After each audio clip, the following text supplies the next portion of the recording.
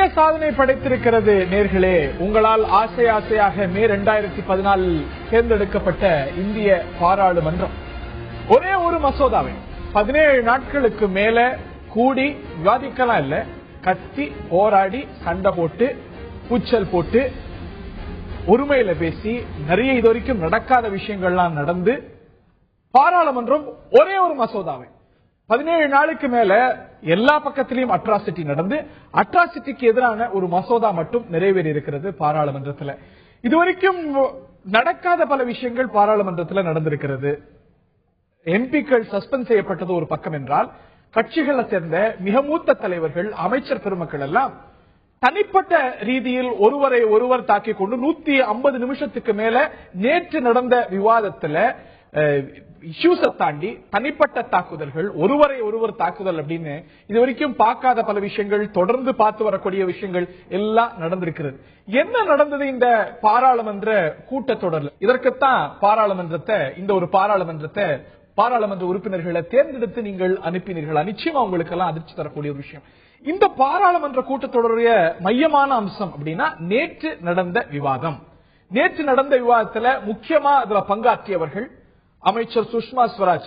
இந்த பாராளுமன்ற கூட்டத்தொடர்ல சர்ச்சையுடைய மையப்புள்ளியாக இருந்த சுஷ்மா ஸ்வராஜ் பங்கேற்றார், ராகுல் காந்தி பங்கேற்றார், அருண்ஜேட்லி பங்கேற்றார், மல்லிகார்ஜுன கார்கே பங்கேற்றார், வேறு சிலரும் பங்கேற்றார்கள். மாற்றி மாற்றி தனிப்பட்ட தாக்குதல்கள் இந்த ஒரு 150 நிமிடங்கள் நடந்த இந்த விவாதத்தில் நடந்தது. லலித் மோடி விவகாரம் பற்றி கேள்வி எழுப்ப இதுவரைக்கும் விவாதிக்க தயார்னு சொல்லி வந்த இந்த விவாதம் நடந்தது.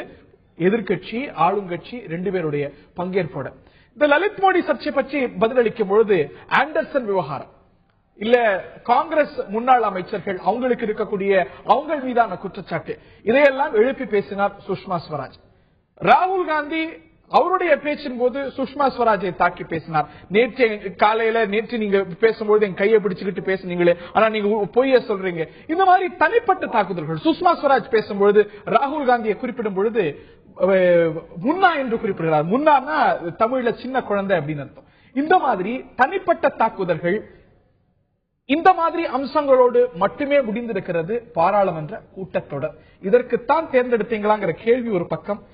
இந்த விவாதத்துல பதில் கிடைத்த பதில் கிடைக்காத தொடரும் சர்ச்சைகளா இருக்கக்கூடிய விஷயங்கள் இன்னொரு பக்கம். விவாதிப்போம் இன்றைய ஆயுத எழுத்து நிகழ்ச்சி. இந்த விவாதத்தில் நம்முடைய பங்கேற்கிறார்கள் காங்கிரஸ் கட்சியுடைய செய்தி தொடர்பாளர் ஜோதிமணி அவர்கள். நிகழ்ச்சிக்கு அவரை அன்போடு வரவேற்கின்றோம். பாரதிய ஜனதாவுடைய மாநில துணைத் தலைவர் வானதி ஸ்ரீனிவாசன் அவர்கள். நிகழ்ச்சிக்கு அவரை அன்போடு வரவேற்கின்றோம். லோக்சத்தா கட்சியுடைய பொறுப்பாளர் திரு ஜெகதீஸ்வரன் அவர்கள் இணைகிறார். அவரை நிகழ்ச்சிக்கு அன்போடு வரவேற்கின்றோம். இதே போல தமிழ்நாடு தேர்தல் கண்காணிப்பகத்துடைய ஒருங்கிணைப்பாளர் டாக்டர் சுதர்ஷன் பத்மநாபன் அவர்கள் இணைகிறார். அவரையும் நிகழ்ச்சிக்கு அன்போடு வரவேற்கின்றோம். இந்த கூட்டத்தொடர்ல மையமான சர்ச்சை புள்ளியாக இருந்தது சுஷ்மா ஸ்வராஜ் மீதான குற்றச்சாட்டு. விவாதிக்க தயார், இந்த நிமிடம் விவாதிக்கலாம் அப்படின்னு தொடர்ந்து சொல்லி வந்தாங்க. எந்த கேள்விக்கும் பதிலளிக்கலாம் அப்படின்னு சொல்லி வந்தாங்க. ஆனா அதற்கு பிறகு எதிர்கட்சிகள் கடைசியா இந்த ஒரு தீர்மானத்தின் மூலமாக, ஒரு அட்ஜர்ன்மென்ட் மோஷன் மூலமாக இந்த ஒரு விவாதம் நடந்தது. அதுல இந்நாள் வரைக்கும் சர்ச்சைக்கு உள்ளான பல விஷயங்களுக்கு பதில் கிடைத்திருக்கிறதா? இந்த ஒரு சர்ச்சையை மையப்படுத்தி தொடர்ந்து அரசை மையப்படுத்தி வரக்கூடிய குற்றச்சாட்டுகளுக்கு பதில் கிடைத்ததா? பல கேள்விகளை வசதியாக தவிர்த்திருக்கிறார் இல்லையா சுஷ்மா ஸ்வராஜ்? இதுல திருமதி சுஷ்மா ஸ்வராஜ் அவர்களுடைய உரை அப்படிங்கறத மட்டுமே பதிலா பார்க்க முடியாது. கூடவே பினான்ஸ் மினிஸ்டரோட பதிலையும் சேர்த்து பாக்குறோம். அப்படின்னா நீங்க திரும்ப திரும்ப ரொம்ப ஸ்ட்ரைட்டா இருக்கிற விஷயத்துல எங்களோட கேள்வி இதுதான் அப்படின்னு சொன்னா, திரு ராகுல் காந்தி அவர்கள் முன் வச்சத ஒரே வார்த்தையில நம்ம சொல்ல முடியும். எவ்வளவு பணம் வாங்கினீங்க? அந்த ஒரு கேள்வியில எல்லாத்தையும் அடைக்கிற முடியும். அந்த ஒரு கேள்வி மட்டுமே ஒரு விஷயத்துல எழக்கூடிய விஷயம் இல்ல. உங்க அம்மாட்ட கேளுங்க, உங்க அப்பா எவ்வளவு வாங்கினாரு, அதுக்கு பதில் இது அல்ல. அதுக்கு பதில் சேர்த்தேதான் சொல்லியிருக்காங்க. என்னோட வீட்டுக்காரர் அவருக்கு வக்கீல் கிடையாது, ஒத்த பைசா வாங்கல. என்னோட பொண்ணு அவங்க லாயரோட 9வது லாயர் ஜூனியர், அவளு அதுல இருந்து எந்த பணம் வாங்கல. ரொம்ப தெளிவா இதுல பணம் வாங்கலங்கிற விஷயத்தையும் சொல்லிட்டு தான் அதுக்கப்புறம் சொல்றாங்க. அப்படி பார்த்தோம்னு சொன்னா ஆண்டர்சன் கேஸ், கொட்டாச்சி, இதுல எல்லாம் நீங்க எவ்வளவு வாங்கினாங்கிறத சொல்லு அப்படிங்கிற பிரச்சனை. குற்றச்சாட்டுக்கு பதில் இன்னொரு குற்றச்சாட்டு. உனக்கு இல்ல இந்த விஷயத்துல இதை நீ செஞ்ச, அந்த விஷயத்துல அது செஞ்ச. ஒரு குற்றச்சாட்டுக்கு பதிலா இன்னைக்கு சுஷ்மா ஸ்வராஜ் மீது வைக்கப்பட்டிருக்கக்கூடிய குற்றச்சாட்டுகளுக்கு, பெரும்பாலான குற்றச்சாட்டுகளுக்கு பதிலாய் அவங்க கிட்டே வந்திருப்பது வேறொரு குற்றச்சாட்டு. பழைய நான் சொல்றேன் திரும்பவும் ரொம்ப கிளியரா எக்ஸ்பிளைன் பண்ணிருக்காங்க. உன் வீட்டுக்காரர் வக்கீல பணம் வாங்கியிருக்காரு, உன் பொண்ணு வாங்கியிருக்கா இல்லங்கிறது. நீ வாங்கியிருக்கேன்னு சொன்னா ஆதாரத்தை காட்டுங்க. நீங்க பொதுவா பார்லிமெண்ட்ல நின்னுட்டு நீ வாங்கியிருக்க நான் வாங்கின ஆதாரத்தோட காட்டுங்க. இதுக்கு முன்னாடி பாராளுமன்றம் முடக்கப்பட்ட போதுன்னு கூட என்னென்ன குற்றச்சாட்டுகள், என்ன எங்களோட ஆதாரம், அதற்கு பின்னால் endorsement from the supreme court ஆயிருக்கு. ஆனா இப்ப நீங்க பாராளுமன்ற விவாதத்துல ஆதாரத்தை வச்சுட்டு தாராளமா சொல்லிருக்கலாம். இல்ல பணம் வாங்கல, நீ வாங்கியிருந்தா ஆதாரத்தை கொடுங்க அப்படிங்கிற ஒரு விஷயம் மட்டுமே இதுல இல்ல. ராகுல் காந்தியோட கேள்வியில நியாயம் இல்ல, முகாந்திரம் இல்ல அப்படின்னு எடுத்துப்போம். காங்கிரசுக்கு இதுக்கு தார்மீக உரிமை இல்லைன்னு எடுத்துப்போம். இந்த கேள்விகளுக்கெல்லாம் சுஷ்மா ஸ்வராஜ் பதிலளித்தாரான்னு நீங்களே சொல்லுங்க. பதிலளிக்கப்படல, பாராளுமன்றத்துல வாய்ப்பு இல்லைன்னா இந்த மாதிரியான பொதுத்தளங்கள்ல பாஜக பதில் சொல்லணும். பாஸ்போர்ட் ரத்தாகி இருக்கும்போது லலித் மோடி இந்திய பிரஜை, லலித் மோடியோடைய பாஸ்போர்ட் ரத்தா இருக்கக்கூடிய சமயத்துல அவருக்கு உதவி தேவைப்படுது. அவருடைய மனைவியுடைய ஹெல்த் ரீசன்ஸுக்காக போர்ச்சுகல் போகணும். ஒரு இந்திய வெளிவாரத்துறை அமைச்சர் இந்திய பயண ஆவணத்தை போர்ச்சுகலுக்கு மட்டும் போகும் வகையில வாங்கி தராமல், பிரிட்டிஷ் அரசாங்கத்தை தன்னுடைய துறையை கேட்காமல், தன்னுடைய துறை அதிகாரிகளுக்கு தெரிவிக்காமல் ஏன் இன்னொரு நாட்டு பயண ஆவணத்தை பெற்று தந்தா, அதுவும் ஒரு குறிப்பிட்ட காலவாசத்துக்கு இல்லாமங்கிற கேள்விக்கு she has not answered. Hari பயண சீட்டை பெற்று தந்தார் அப்படின்னு சொல்லிட்டு நீங்களே ஓரளவுக்கு எல்லா விஷயத்தையும் தெரிஞ்சவர் இந்த மாதிரி பேசலாமா? ரொம்ப தெளிவா அந்த அம்மா சொல்றாங்க, நீ குடுன்னு சொல்லல, இரண்டு நாட்டு உறவுகள் அப்படிங்கிற விஷயத்தை பொறுத்த வரைக்கும் மட்டும் நான் கிளியர் பண்றேன். If it is in order, அவருடைய மற்ற விஷயங்கள் சரியாக இருந்தால் இது உங்களுடைய அரசாங்கத்தினுடைய முடிவாக நீங்கள் எடுத்துக்கொள்ளலாம்னு சொல்றாங்களே தவிர பயணத்தை கூட ரொம்ப எளிமையா இன்னைக்கு எது அவருக்கு பயண ஆவணம் கிடைக்காமறதுக்கான ஒரு தடையா இருந்ததுன்னா இந்திய அரசாங்கம் இதுவரை கொண்டிருந்த நிலைப்பாடு, அதாவது அவரை டீபோர்ட் பண்ணணும் அப்படிங்கிறது இந்திய அரசாங்கத்தோட நிலைப்பாடு. அவருக்கு எந்த அசைலமும் கொடுக்கணும் அப்படிங்கிறது அதற்கு தடையா இருந்தது என்னன்னா யூபிஏ அரசாங்கம் அவர் மீது என்னவெல்லாம் நடவடிக்கை அவர்கள் எடுத்திருந்தார்கள் அதை ரொம்ப தெளிவான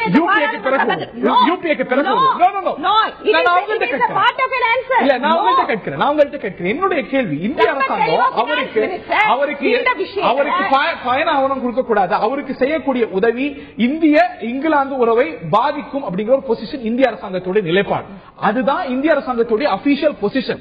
அந்த ஒரு அபிஷியல் பொசிஷனை ஓவர் தி டெலிபோன் தன்னுடைய செயலாளர், வெளிவிவகாரத்துறை செயலாளர் சுஜாதா சிங்கோ இல்லாட்டி இந்த துறையோ ஹை கமிஷனரோ யாரையும் கேட்காம, ஒரு பிரச்சனையும் இல்ல, உறவை பாதிக்காது, நீங்க எந்த நாட்டு பிரச்சனைக்கு உங்க நாட்டு ஆவணத்தை கொடுத்துக்கோங்க, திருப்பி கொடுத்துக்கோங்கன்னு பேசுறத பார்த்தா ஏதோ நம்ம டைரக்ட் பண்ற மாதிரி.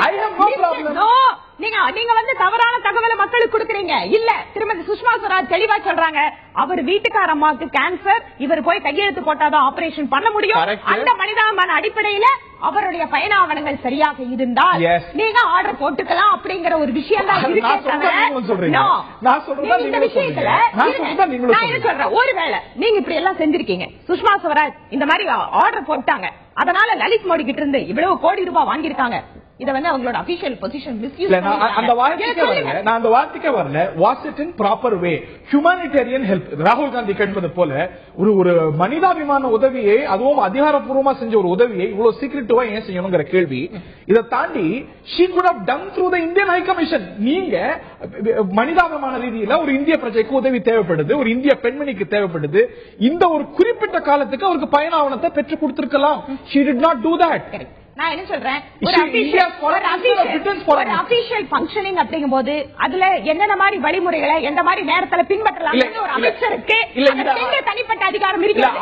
நீ ஒரு அமைச்சருக்கு தன்னுடைய சொந்த துறையை கேட்காம அது வெளிவாரத்துறை அமைச்சருக்கு ஒரு ப்ராப்பர் புரோட்டோகாலை கடைபிடிக்காம வெளிவிவகாரத்துறை அமைச்சகத்தினுடைய முடிவு அப்படிங்கிறது இரு நாட்டு உறவுகளை பாதிக்கக்கூடிய விஷயங்கள் அப்படின்னு இதனால என்ன நாட்டுக்கு பாதிப்பு வருதுன்னு அப்படின்னு சொல்லுங்க. ஆனா காங்கிரஸ் கட்சி இங்கு குறிப்பிடத்தக்க சொல்ல வகையில் திருமதி சுஷ்மா ஸ்வராஜ் அவர்களை டார்கெட் பண்ணி ஒண்ணுமே இல்லாத விஷயத்தை இதை பெருசு பண்ணுங்கிறதா இது இந்த விஷயம். இல்ல இரு நாட்டு உறவுகளை எப்படி பாதிக்கும் அப்படின்னா, இந்தியா எனக்கு எதிராக இருக்கு, இந்தியால பாதுகாப்பு இல்லைன்னு Lalit Modi is building a case against India way back in United Kingdom.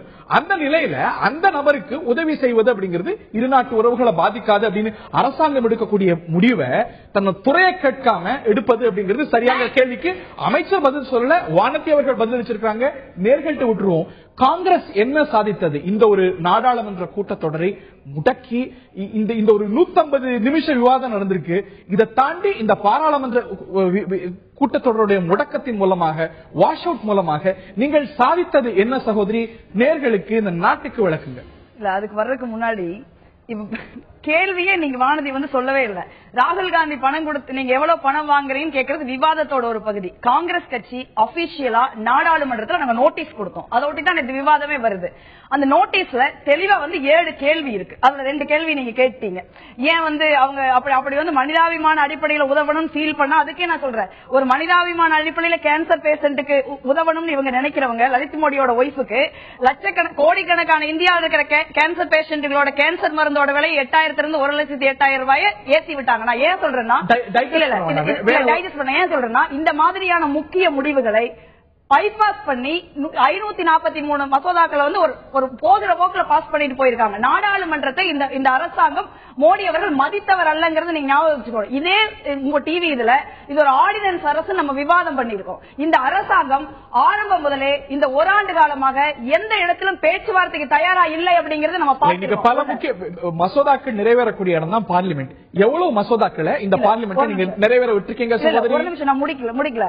First கேள்வி அதாவது நீங்க ஒரு போர்ச்சுகலுக்கு மட்டும் போற டெம்பரவரி டாக்குமெண்ட். ஒரு நிமிஷம், நிறைய பேசிருக்கீங்க. இல்ல நீங்க ஒரு முக்கியமான பாயிண்ட் விட்டுட்டீங்க.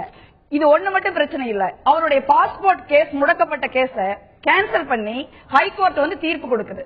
அந்த தீர்ப்புக்கு அப்பீல் பண்ணுமா வேண்டாமா? ஏன் பண்ணலன்னு 150 முறை வானதி ஸ்ரீனிவாசன் உட்பட நிறைய பேர் கேட்டிருக்கோம். அந்த ஒரு கேஸ்க்குள்ள மட்டுமே you have cases to answer. இந்த பாராளுமன்றத்தை இவ்வளவு நாள் முடக்கி 17 நாளுக்கு மேல முடக்கி எவ்வளவு மசோதாக்களை ஆர்டினன்ஸ் சர்க்கார், நரேந்திர மோடி சர்க்கார், ஆர்டினன்ஸ் சர்க்கார் நாடாளுமன்றத்தில் கன்சென்சஸோட நிறைவேற வேண்டியவை மசோதாக்கள், மக்களுக்கான மசோதாக்கள், எவ்வளவு மசோதாக்களை நிறைவேற்ற விட்டுருக்கீங்க? இவ்வளவு நாள் முடக்கி 150 நிமிஷம் விவாதம், நீயா நானா, நீ குழந்தை, நீ என்னை கையை பிடிச்சு கெஞ்சின, இதை தாண்டி செய்யப்பட்டது என்ன நடக்க விட்டுருக்கீங்க நாட்டுக்கு? இதுல இழப்பு என்ன? இப்ப ஒரு நிமிஷம் நீங்க என்ன பேச விடுங்க. நீங்க எங்களே பேசினா நான் பதில் சொல்ல முடியாது. லலித் மோடி யார்? ஃபெமா, நீங்க ஈடி, பிளாக் மணி, பல பொருளாதார குற்றம். ஆனா இந்தியாவில் இருக்கிற அனைத்து பொருளாதார குற்றங்களுக்காகவும் தேடப்படுகிற ஒரு நபர். எங்களுடைய சார்ஜ் பெரிய அளவில் கருப்பு பணம் நரேந்திர மோடி அவர்களுக்கும் பிஜேபிக்கும் சுஷ்மா சுவராஜுக்கும் கைமாறி இருக்கிறது. அதனாலதான் நரேந்திர மோடி பேச மாட்டாங்க சொல்றேன். கருப்பு பணத்தை கொண்டு 15 லட்சம் ரூபாய் எல்லாருக்கும் கொடுப்போம் சொல்ல மோடி அவர்கள் அந்த கருப்பு பணத்தை நிரூபிக்க வேண்டியது உங்க கடமை. குற்றச்சாட்டை நிரூபிக்க வேண்டியது உங்க கடமை. பட் என்னுடைய கேள்வி, லலித் மோடி இந்த ஒரு ஐபிஎல் விவகாரம், இதை தாண்டி இந்த நாட்டுல ஓராயிரம் பிரச்சனை, லட்சக்கணக்கான பிரச்சனை இருக்கு. எதை பேச விட்டது? ஒரே நிமிஷம் நான் கேக்குறேன். மத்திய பிரதேசத்துல உலகிலேயே மிகப்பெரிய ஊழலா நடந்த வியாப மூலத்துல கிட்டத்தட்ட 17,000 மாணவர்கள் பாதிக்கப்பட்டிருக்காங்க. லட்சக்கணக்கான குடும்பங்கள் பாதிக்கப்பட்டிருக்குது. அதாவது ஒரு இளைஞர்களின் எதிர்காலம் பாதிக்கப்பட்டிருக்குது. இதெல்லாம் உங்களுக்கு ஒரு பெரிய பிரச்சனையா தெரியும்? ஆயிரக்கணக்கான, லட்சக்கணக்கான, கோடிக்கணக்கான மக்களுடைய வாழ்வை நேரடியாக தொடக்கூடிய 33க்கும் மேற்பட்ட மசோதாக்கள் நிறைவேறாமல் இந்த பாராளுமன்றம் முடங்கி வெறும் லலித் மோடி, சுஷ்மா ஸ்வராஜ், வியாபம் இவையெல்லாம் முக்கியம். இதற்கெல்லாம் அரசாங்கம் பதில் சொல்லணும். இதை தாண்டி இந்த நாட்டுல பிரச்சனையே இல்லையா? இதை தாண்டி பாராளுமன்றத்துக்கு பேசுறதுக்கு வேற வேலையே கிடையாதா? இந்த கேள்விதான் சகோதரி. நீங்க ஒரு ஒன் சைடா பேசுறீங்க. இதே நீங்க go back to 3 years back, அன்னைக்கும் இதே கேட்கப்பட்டது. அன்னைக்கும் கேட்கப்பட்டது. சொல்ற கேளுங்க. Are you taking revenge? Let me finish. If you are not finishing, then you presume I am taking revenge, then I can't help. That is what you are doing. I am not doing that. See, we are not talking about the 10 years. I am talking about the last 4 years. 2010 November 9 to 2014 February 5, out of Lok Sabha 887 hours 723 hours. ஆமா. அதே மாதிரி ராஜ்ய சபால 624 ஹவர்ஸ்ல 452 hours. Yes. 1 year I will give you not in 1 year, 15 months now. 15 monthsல Congress கட்சி எந்த இடத்துல பாராளுமன்றத்தை இதுவரைக்கும் முடக்கிறார்? நில அபகரிப்பு சட்டத்துக்கு நீங்க வந்து நரேந்திர மோடி அவர்கள் விவாதம் வைக்க முடியாதுன்னு சொன்னார். லட்சக்கணக்கான விவசாயிகளின் நிலங்கள் கொள்ளை போகுது அப்படிங்கிறப்ப அதை சத்தமே இல்லாம விவாதமே இல்லாம நிறைவேற்றுகின்ற ஒரு அரசாங்கத்தை நீங்கள் பாராளுமன்றத்தை முடக்காமல் லட்சக்கணக்கான விவசாயிகள் நிலங்கள் போகட்டும் என்று நீங்க நினைக்கிறீர்கள். நீங்க பதில் சொல்லுங்க நான் கேட்கிறேன். இன்னைக்கு நாங்க இப்ப மனநிலையை மிக தெளிவாக சகோதரி பாராளுமன்றம் முடக்கப்பட்ட போது காங்கிரஸ் கட்சி எப்படி ரெஸ்பாண்ட் பண்ணுதுங்கிற நான் சொல்றேன். இன்னைக்கு எப்படி பிஜேபி ரெஸ்பாண்ட் பண்ணதா? நிச்சயமா இல்ல. நீங்க அப்படி போய் சொல்லாதீங்க. ஏன்னா நீங்க ஒரு ஆங்கர். என்னன்னா நீங்க வந்து 2G வழக்குல இல்ல என்னை முடிங்க. 2G வழக்குலயும் நீங்க காமன்வெல்த் கேஸ்லயும் அவங்களுக்கு வந்து பிரேமா பேசி இருந்ததுனால அவங்க மேல நடவடிக்கை எடுக்கப்பட்டது. அதே மாதிரி நீங்க ரயில்வே அமைச்சர் நீங்க வந்து ரயில்வே அமைச்சர் பவன்குமார் பன்சால் மேலேயோ லா மினிஸ்டர் அஸ்வின் குமார் மேலேயோ சசி தரூர் மேலேயோ எந்த பிரேமா பேசியும் கிடையாது. ஆனால் பாராளுமன்றம் நடக்க வேண்டும் என்பதற்காக குற்றமே செய்யாத அமைச்சர் ஆனா ஒரு நிமிஷம் நீங்க முடிக்க விடுங்க. அன்றைக்கு இருந்த ஆளுங்கட்சி பொறுப்பேற்றதில் இன்னைக்கு ஏன் ஏற்க மாட்டேங்கிறாங்க? கேட்க மாட்டேங்க. உங்களுடைய முதற்கட்ட கருத்து திரு ஜெகதீஸ்வரன், நிச்சயமாக லலித் மோடி விவகாரத்துல பதில் சொல்ல கடமைப்பட்டிருப்பவர் அமைச்சர். இதுல நிறைய முகாந்திரங்கள் இருக்கிறது. எதிர்கட்சியுடைய கேள்விகள நியாயம் இருப்பதாகவே பல விமர்சகர்கள் கருதுகிறார்கள். பட் ஆனா இந்த நாட்டுல ஒரே ஒரு பிரச்சனை இதுதானா, இவ்வளவு நாள் இதற்காக மட்டுமே இல்ல இதற்கோ வியாபமோ இதற்காக மட்டுமே ஒட்டுமொத்த நாட்டுக்காகவும் ஒட்டுமொத்த நாட்டுடைய அபிலாஷைகளையும் பிரதிபலிக்க வேண்டிய பாராளுமன்றம் இதற்காக மட்டுமே கத்தி கூப்பாடு போட்டு போராட்டம் நடத்தி ஒரு நாள் விவாதம் நடத்தி முடிந்திருக்கிறது. எதை காட்டுது? நிச்சயமா அது வந்து காங்கிரஸோட பழிவாங்கல் தான் சொல்லுவேன். ஏன்னா கடந்த ஆட்சியில பிஜேபி என்ன பண்ணாங்களோ அதை நாங்க திரும்ப பண்றோம், டிட் ஃபார் டாட் அப்படிங்கிற மாதிரி தான் போயிட்டு இருக்குன்னு நினைக்கிறேன்.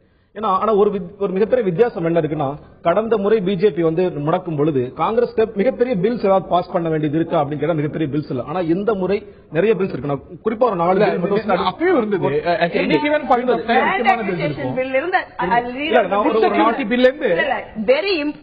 ஒரு 4 உதாரணங்கள் மட்டும் சொல்றேன். 4 உதாரணங்கள் ஸ்டாட்டிஸ்டிக்ஸோட சொல்றேன். அதாவது இன்னைக்கு வந்து ஜிஎஸ்டி பில் அப்கோர்ஸ் காங்கிரஸ் கொண்டு வந்ததுதான், அதை கொண்டு வர முயற்சி பண்றாங்க. இப்ப அடுத்த பாராளுமன்ற செஷன்ல தான் இது வரும் அப்படின்னா அது வரைக்கும் லாசஸ் 6600 கோடி. இதெல்லாம் மை பார்லிமெண்ட்ல வந்திருக்கு. இன்னைக்கு லேண்ட் அக்விசிஷன்ல 1,46,000 கோடி ப்ராஜெக்ட் ஸ்டால் ஆயிருக்கு இந்த பாஸ் பண்ணதுனால. ரோட் சேஃப்டி பில்ல 48,000 கோடி, ரோடு ரியல் எஸ்டேட் பில்ல 5000 கோடி. இது எல்லாமே வந்து முடங்கி போயிருக்கு. இல்ல வந்து நமக்கு லாசஸ் நெக்ஸ்ட் இது வரைக்கும். ஜிஎஸ்டி பில் பாஸ் ஆயிருந்துச்சுன்னா 2% ஆஃப் ஜிடிபி ஜாஸ்தியா இருக்கும் அப்படிங்கிற ஒரு டேட்டாவும் சொல்லுது. அப்போ இந்த பில்ஸ் எல்லாம் தாண்டி அதாவது கண்டிப்பாக வந்து லலித் மோடி விஷயங்கள் பேச வேண்டியதான், அந்த லலித் விஷயம் பேச வேண்டியதான்.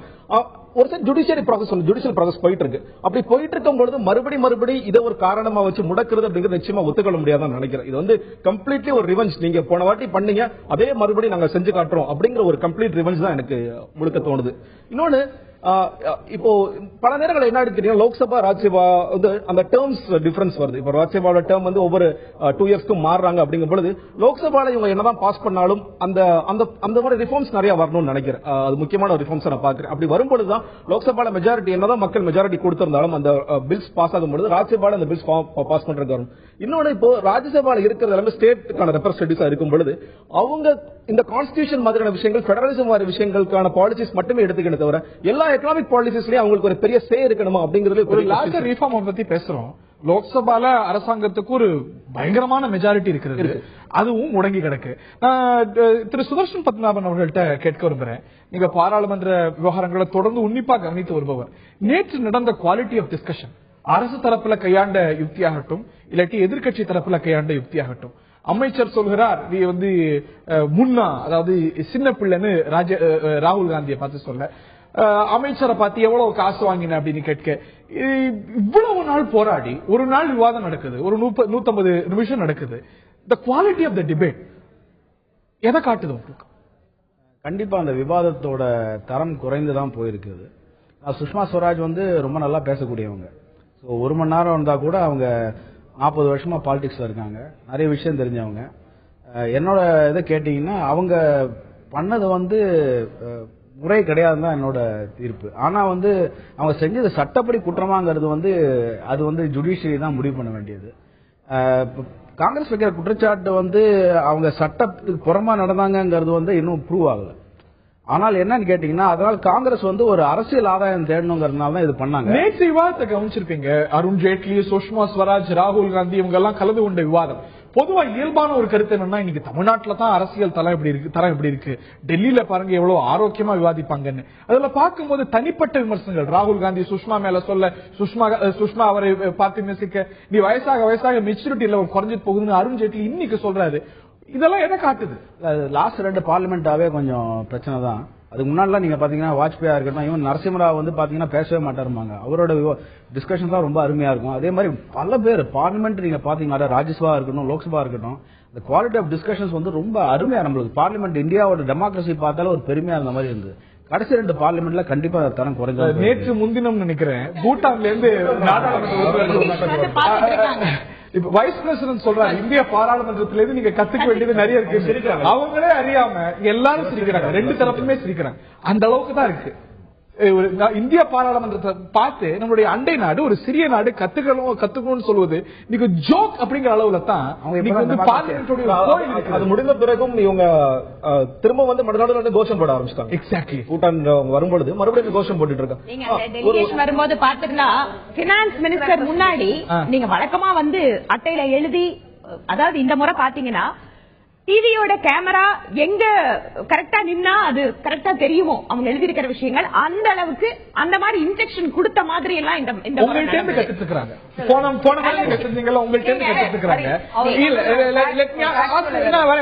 உங்கள்ட்ட வரேன். பிரதமர் எங்கே? ராகுல் காந்தி கேட்கிறார். கொஞ்சம் ரூலா இருக்கலாம் அவர் சொல்றது. இந்த பிரதமருக்கு இந்த ஒரு முக்கியமான விவாதத்துல பங்கு கொள்றதுக்கு கட்ஸ் இல்ல அப்படிங்கிறார். உங்களுடைய நம்பிக்கை கூட போய்த்து போயிருக்கிறது சகோதரி. இதே விவகாரத்துல லலித் மோடி விவகாரம் நினைக்கிறேன், இதே அரங்கத்துல நம்ம பேசணும். பிரதமர் நிச்சயம் பேசுவார், நம்பிக்கையோட இருங்க அப்படின்னு நம்பிக்கை கொடுத்தீங்க நீங்க. இதே பார்லிமெண்ட் ஸ்மூத்தா நடந்ததுன்னா நிச்சயமா பிரதமர். நேற்றுக்கு விவாதம் நடந்துச்சு. விவாதத்திற்கு யார் பதில் அளிக்க வேண்டுமோ அரசாங்க தரப்புல அவங்க கலந்துக்க கூட இல்லையா பிரதமர்? வேற ஏதாவது முக்கியமான வேலையோ இதை விட? அதாவது அரசாங்கத்தினுடைய தரப்பிலிருந்து யார் பதிலளிக்க வேண்டும் என்று முடிவு செய்யப்பட்டதோ நாடாளுமன்ற விவகாரங்கள் துறை அமைச்சகத்தின் மூலமாக அவர்கள் பதிலளித்தார்கள். அது அரசாங்கத்துடைய முடிவு, உரிமை. அப்படிப்பட்ட ஒரு உரிமையை சென்ற பாராளுமன்றத்துக்கு சென்ற பிரதமருக்கு ஏன் நீங்க கொடுக்கல? அன்னைக்கு அதே போல முந்தைய அமைச்சர்கள் மேல குற்றச்சாட்டு, ராஜாவோ இல்லாட்டி சசி தரூரோ பவன்குமார் பன்சலோ, பிரதமரே தான் பேசியானோம். பிரதமரே, உங்களுடைய மௌனம் தவறாக புரிந்து கொள்ளப்படும், தயவு செஞ்சு பேசுறீங்க, வந்து பேசுங்க, பேசுறதுல உங்களுக்கு என்ன தயக்கம்? இன்னைக்கு எந்த அமைச்சர் குற்றச்சாட்டுக்கு உள்ளாக இருக்கிறாரோ அதே அமைச்சர் சுஷ்மா ஸ்வராஜ் அன்றைய எதிர்க்கட்சி தலைவராக இருந்தபோது உதிர்த்த வார்த்தைகள். இன்னைக்கு பிரதமர் தான் எல்லாத்துக்கும் பேசணும்னு ஒரு நிலைப்பாட்டை எடுத்த நீங்க இந்த பிரதமர் அவைக்கு வரக்கூட இல்ல. தவறு. பிரதமர் தான் எல்லா விஷயத்துக்கும் பேசணும்னு எந்த நிலைப்பாடு? முக்கியமான பல பிரச்சனைகளுக்கு சொன்னீங்க. எந்த விஷயத்தை யாரு பேசணும்னு முடிவெடுக்கிறாங்களோ அரசாங்கத்துல அவங்க பேசுறாங்க. அன்னைக்கு அந்த விஷயத்துக்கு பிரதமர் பேசணும்னு நீங்க ஒவ்வொரு அக்கேஷன்லயும் எந்த மாதிரி சூழ்நிலையில பிரதமர் எந்த இடத்துல பேசணும் அப்படின்னு இருக்கும். நிச்சயமா இந்த ஒட்டுமொத்த கூட்டத்தொடர்ல பிரதமர் வந்து இன்டர்வீன் பண்ணி பிரதமர் மக்களுடைய அதுக்கான அவசியம் ஏற்பட்டதாவே தெரியல. நான் என்ன சொல்றேன், பிரதமர் கட்டாயம் சபைக்கு வந்து பதிலளிக்க வேண்டும் அப்படிங்கிற ஒரு சூழ்நிலை அரசாங்கம் உணர்ந்திருந்தால் நிச்சயமா அவர் வந்திருப்பார். இந்த நேரத்துல இதற்கான பதில் என்ன கேட்கிறாங்க? கேள்வி என்ன?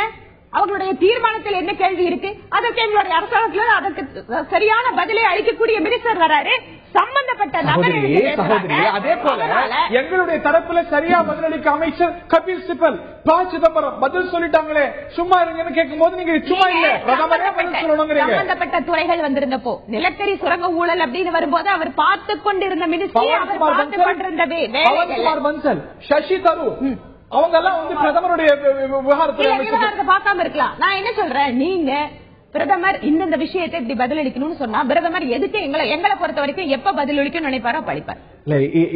நீங்க சொல்றது பாராளுமன்றம் கம்ப்ளீட்டா முடங்கிருச்சு, இவ்வளவு நாள் நடக்கவே இல்லை, இவ்வளவு லாசஸ் ஒவ்வொரு நிமிஷத்துக்கு 20,000 இல்ல 30,000 லாஸ் அவங்களே சொல்றாங்க.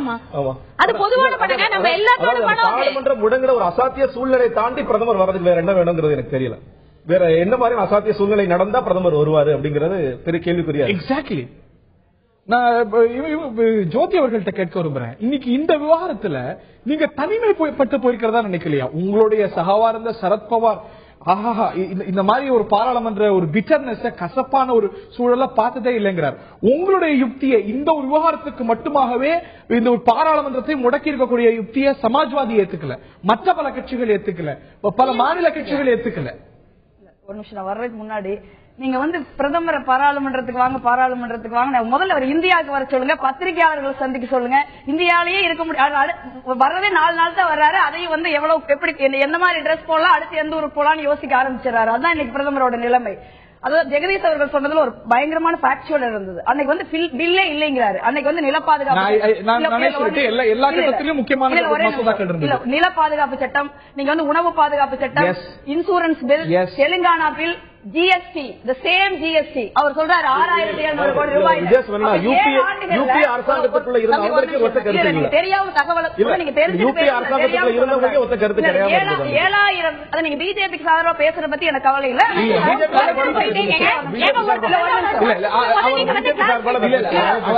பிரதமர் ஏன் வரலங்கிற கேள்வி எழுப்பினாரு. டோன்ட் கலர் எனிபடிஸ் விஷயம். நீங்க அப்படி சொல்றப்ப அவர் டிஃபரன்சஸ் யூபிஏ குள்ள இருந்ததுங்கிறாரு. இவங்க பாராளுமன்றத்தை முடக்குறாங்க. நான் அதான் முன்னையே சொன்னேன். அப்போ நீங்க ஒரு நாள் ஒரே ஒரு கூட்டத்தொடர்ல 7700 கோடி லாஸ் ஆகும் அப்படின்னா 8 ஆண்டு காலமா இது எவ்வளவு லாஸ் ஆகிருக்கும். நீங்க அதனாலதான் அன்னைக்கு பாராளுமன்றம் லாஸ் ஆகக்கூடாது அப்படிங்கறதுனாலதான் காங்கிரஸ் கட்சி முன் தவறே செய்யாத அமைச்சர்களை வெளியே அனுப்பி நாங்க பாராளுமன்றம். சாரி மேடம், உங்க 2 பேருடைய அப்ரோச்சுக்கும் எந்த வித்தியாசமும் இல்ல. நீங்க தெரியாம பேசுறீங்களா இல்ல தெரிஞ்சுக்கிட்டே தெரியாத மாதிரி பேசுறீங்களா? எனக்கு தெரியல. ஒரு சிம்பிள் பாயிண்ட், அதாவது பாராளுமன்றத்தில் இந்த மந்திரிக்கு போனா தான் நடத்தும் ஒரு எதிர்க்கட்சி சொல்லுது. அன்னைக்கு அவங்க சொன்னாங்க, இன்னைக்கு நீங்க சொல்றீங்க. You can't shut my mouth. Let me finish. நான் ஷட் பண்ணல. Let me finish. Give me 2 minutes. ஒரு எதிர்க்கட்சி சொல்லுது இந்த மந்திரி எல்லாம் குற்றம் செஞ்சாங்க, நாங்க செய்யல, குற்றம் செய்யல, எந்த முகாந்திரம் இல்ல. ஆனா இவங்க போனா தான் பாராளுமன்றம் நடக்கும். நாங்க போக சொன்னோமா இல்லையா? போக வேண்டிய அவசியம் இல்ல, வேற வழி இல்லாம போக சொல்றோம். You felt it was not necessary, but it was inevitable. வேற வழி இல்லாம செஞ்சீங்க. அப்படியே நீங்க 2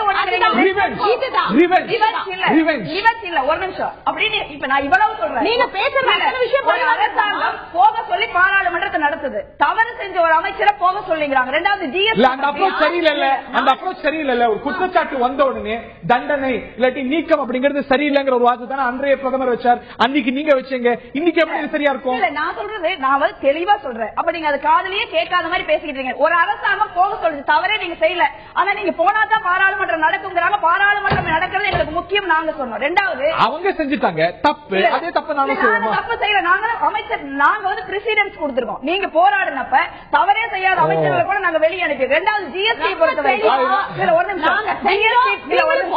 ஜிஎஸ்டி பொறுத்த வரைக்கும் நீங்க தொடர்ந்து மிஸ்ரெப்ரசன்ட் பண்றீங்க. ஜிஎஸ்டி எந்த பிரச்சனையும் இல்ல. ஜிஎஸ்டி நாங்க தெளிவா சொல்லிட்டோம். இது காங்கிரஸ் கொண்டு வந்த ஜிஎஸ்டி கிடையாது. காங்கிரஸ் கொண்டு வந்த ஜிஎஸ்டில நீங்க ஸ்டேட்டுக்கும் சென்ட்ரலுக்கு டிஸ்பியூட் ஏற்பட்டா இண்டிபெண்டன்ட் ட்ரிபியூனல் இருக்கு. அதே மாதிரி இன்டர் ஸ்டேட் கிடையாது, நீங்க டாக்ஸ் கிடையாது. 1% டாக்ஸ் ஒவ்வொரு ஸ்டேட்டுக்கும் போட முடியாது. 3வது நீங்க சீலிங் வைங்கன்னு கேக்குறோம். 14% நாங்க சீலிங் சொன்னோம். நீங்க 10% ஜனங்கிட்ட இருந்து அதிகமா வரி வாங்குறீங்க. இதை நீங்க செஞ்சா என்னைக்கு இருந்தாலும் ஜிஎஸ்டி பாஸ் நாங்க சொல்லிட்டோம். இதை நீங்க செய்ய மறுக்கிறீங்க. இன்சூரன்ஸ் பில்ல நாங்க 8 நாள் நீங்க பொய்களை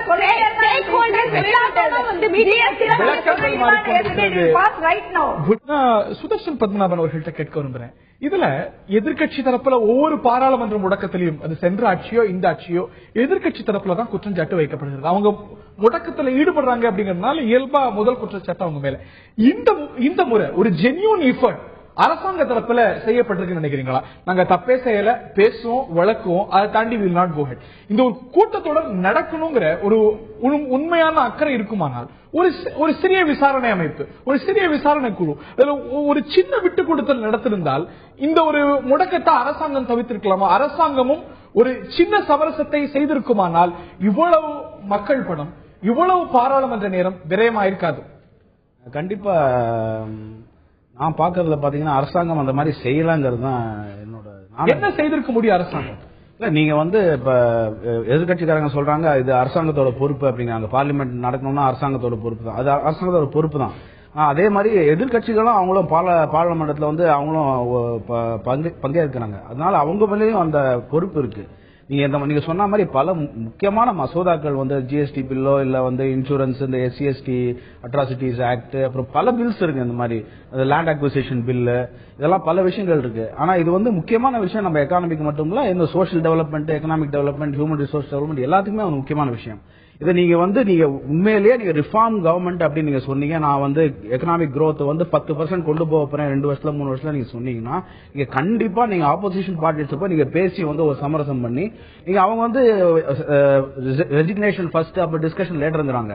அது நீங்க ஒத்துக்க முடியாதுன்னு சொன்னா கூட நீங்க வந்து இண்டிபெண்டன்ட் கமிஷன் ஒன்னு போட்டுக்கலாம், இல்ல வந்து எத்திக்ஸ் கமிட்டி ஒன்னு போட்டுக்கலாம். நீங்க வந்து இண்டிபெண்டா யாரோ ஒரு ரிட்டையர்ட் ஜட்ஜை கூப்பிட்டு நீங்க என்ன பாருன்னு சொல்லிருக்கலாம், ஏதாவது ஒண்ணு பண்ணிருக்கலாம். அது அவங்க செய்யலாங்கிறது வந்து ஒரு முக்கியமான அரசாங்கம் விட்டு கொடுத்திருக்க வேண்டிய விஷயத்துல விட்டு கொடுக்கல அப்படிங்கறது கருத்து. நீங்க என்ன சொல்றேன்னா, நீங்க உடனே காங்கிரஸ் சொல்றாங்க, சகோதரி சொன்னாங்க, காங்கிரஸ் வந்து தேவையில்லாத விஷயத்துல கூட நாங்க வந்து ரிசைன் பண்ணோம் அப்படின்னாங்க. அது வந்து அரசியலா இருக்கட்டும், லாஜிக்கா இருக்கட்டும், சட்டப்படி தவறான ஒரு வாதம். ஏன்னா நீங்க தேவையில்லாத விஷயத்துல நீங்க வந்து கண்டிப்பா நீங்க விட்டு கொடுத்துட கூடாது. ஏன்னா அவங்க அரசியல் பண்றாங்க, பிஜேபி வந்து எனக்கு பில்லு முக்கியம். 6 பில் இருக்கு, இந்தியாவுடைய வளர்ச்சி இருக்கு, உலக பொருளாதாரம் சரிஞ்சுக்கிட்டு இருக்கு. அப்ப நாங்க விட்டு கொடுக்கறத நாங்க என்ன பண்ணுவோம் போயிட்டு இருக்குல்ல, நாங்க விட்டு சொல்றோம். இல்ல ஒரு பிரைம் மினிஸ்டர் டூரே போய்கிட்டு இருந்தா, ஒரு பிரைம் மினிஸ்டர் டூரே போய்கிட்டு இருந்தா எப்படி பொருளாதாரம் வளரும் நீங்க சொல்லுங்க.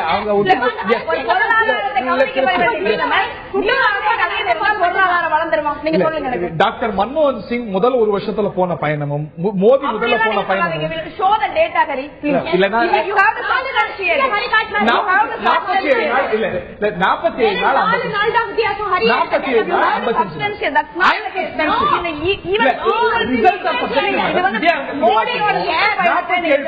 பண்ணவே முடியாது.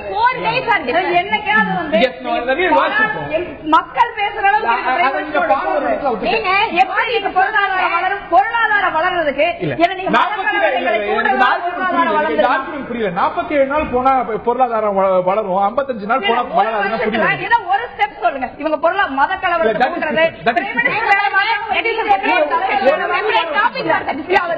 நீங்களும் கேட்டீங்க பொருளாதார வளர்ந்துருமா, தேர்தல் பிரச்சாரங்கள் எத்தனை பிஜேபிக்கு தேர்தல் பிரச்சாரம் பிரைம் மினிஸ்டர் வேலையை விட்டுட்டு பிஜேபிக்கு தேர்தல் பிரச்சாரம்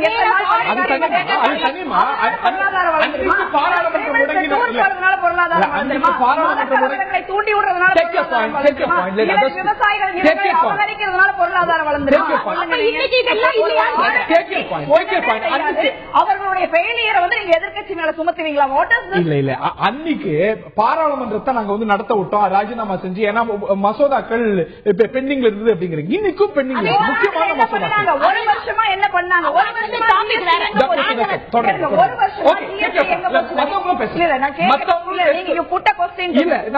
அவர்கிட்ட பேசிட்டு இருந்தா நீங்க குறுக்கிட்டு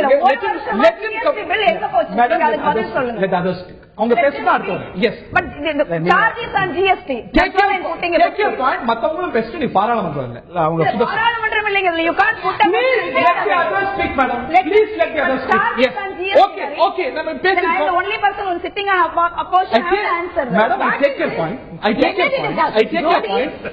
எல்லாம் 3 பேரும் ஒரே மாதிரி கருத்து இல்ல.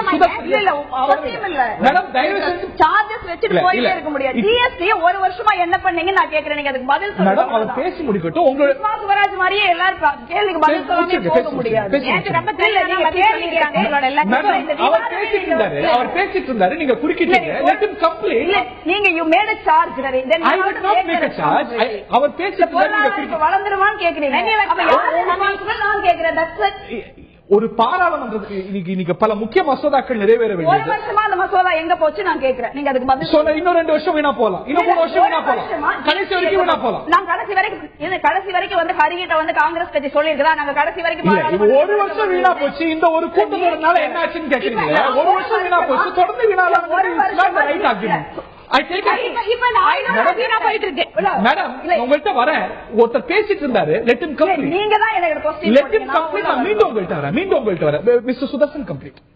என்னன்னு பாத்தீங்கன்னா, அந்த காங்கிரஸோட ஆர்குமெண்ட் அவங்க வந்து பிஜேபி வந்து பிரஷர் பண்ணாங்க, அதனால நாங்க ரிசைன் பண்ணோங்கிறது வந்து என்னால ஏத்துக்க முடியாத ஒரு விஷயம். ஏன்னா நீங்க வந்து ப்ராசஸ், ஒரு ப்ரொசீஜர், முறை தவறி யாரு வந்து பிரஷர் பண்ணாலும் நீங்க ஏத்துக்க கூடாது. இன்னைக்கு வந்து பிஜேபி வந்து காங்கிரஸோட வீக்னஸ்ல தெரிஞ்சுட்டு தான் இன்னைக்கு வந்து ரிசைன் பண்ண மாட்டேங்கிறாங்க. அது ரிசைன் பண்ண வேண்டியதுக்கு மெரிட் இருக்கா இல்லையாங்கிறது நம்ம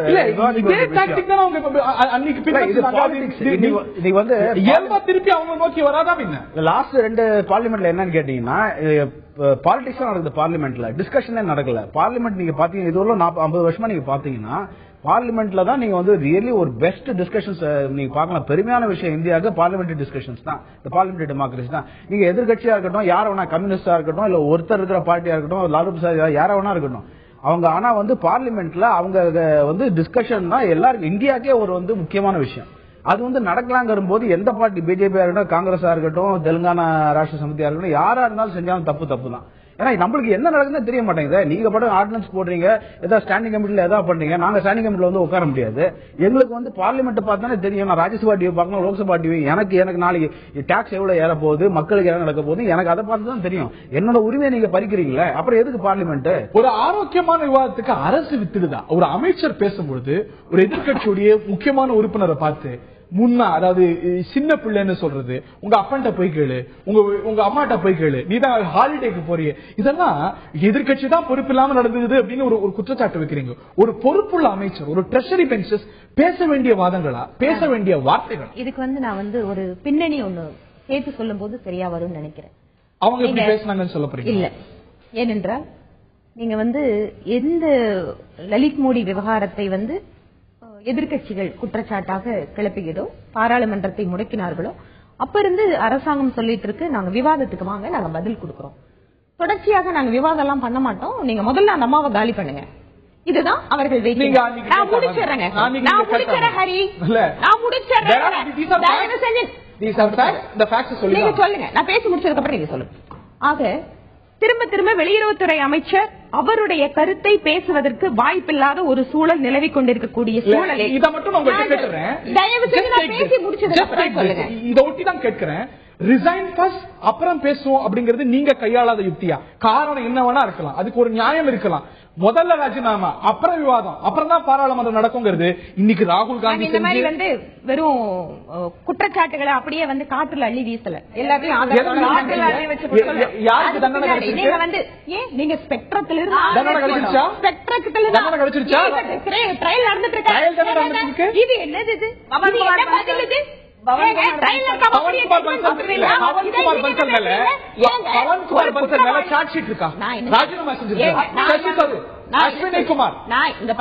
ஒவ்வொரு கிரிமினல் வழக்கும் அதுக்குன்னு ஒரு குறிப்பிட்ட காலகட்டம் எல்லாத்தையும் வந்து எடுத்துட்டு நீ ஜட்மெண்ட் வந்து Sushma Swaraj floor of the parliament ஒத்துக்கிட்டு இருக்காங்க. I helped him.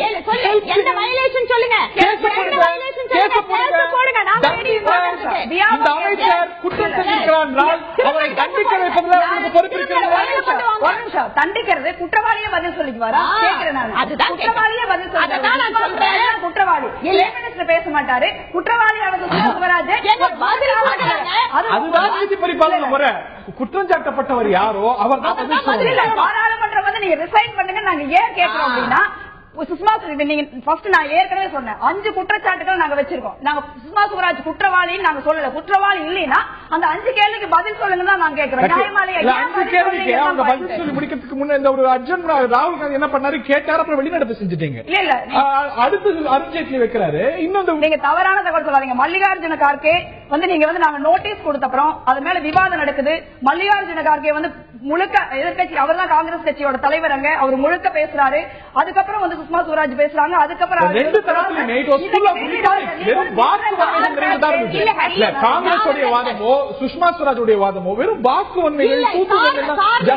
நீங்க அவர்களுடைய தரப்பினுடைய பதிலை சொல்வதற்காக காத்துக் கொண்டிருக்கிறார். அந்த நேரத்துல நீங்க ராகுல் காந்தி சொல்றாரு, நேற்று என் கையை பிடிச்சு பேசுறாரு.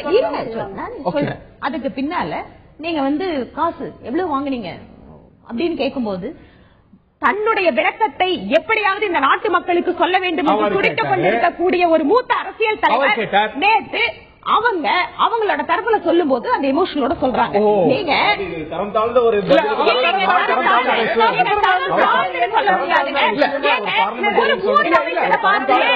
இவ்வளவு நாள் அரசியல் எவ்வளவு வாங்கின நீ எவ்வளவு காசு வாங்குற அவங்களும் அதே மாதிரி உங்க அம்மாட்ட போய் லீவ் எடுக்கிறேன், நீ தான் வெளியூருக்கு போய் உங்க அப்பா எவ்வளவு காசு வாங்க, நீங்க கிடையாது. அப்போ நீ சின்ன பையன், உனக்கு மெச்சூரிட்டி கிடையாது. நீங்க அவருடைய வார்த்தை பலன் அந்த எந்த அளவுக்கு இருக்குதோ அந்த அளவுக்கான விமர்சனத்தை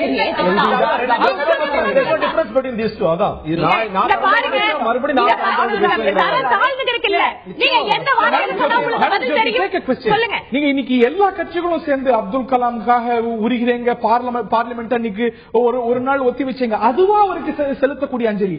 கடைசி டாக்டர் ஏபிஜே அப்துல் கலாம் இப்படி பாராளுமன்ற கூட்டத்தொடர் சென்ற ஆட்சியோ இந்த ஆட்சியோ முடங்குதே இருக்கு, தீர்வே இல்லாம இருக்கு, மாணவர்கள்ட்ட தீர்வு கேட்கலாமா அப்படிங்கிறார்.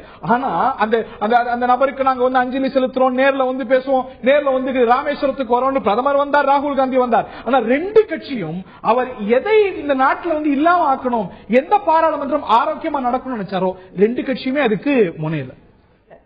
எனக்கு ஒரு ரெண்டு மூணு நிமிஷம் இங்க இன்டரப்ட் பண்ணாம சொல்லுங்க.